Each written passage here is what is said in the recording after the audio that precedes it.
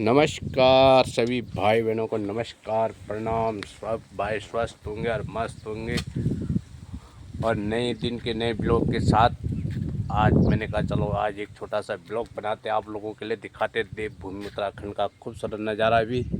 और आज हमारे यहाँ शादी भी है और देखो बारात जाने वाली है आज, और दिखाते हैं आज बारात का भी नज़ारा और गांव का भी खूबसूरत के नज़ारा के साथ दिखाएंगे आप लोगों को। और देखो पहाड़ों में घर कैसे होते हैं, देखो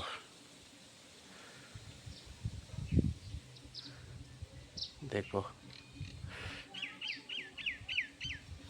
ऐसे घर पत्थरों के लगे रहते हैं, ऐसी गर्मी भी नहीं लगती है और सर्दी में सर्दी भी नहीं लगती है और बहुत गर्म भी रहते हैं। ये ऐसे घर रहते हैं, देखो देखो ऐसे घर रहते हैं। और दिखाते हैं आज बारात का कैसे नज़ारा।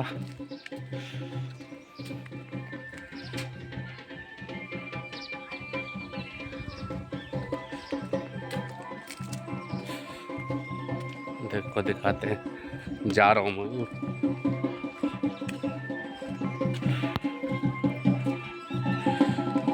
और देख के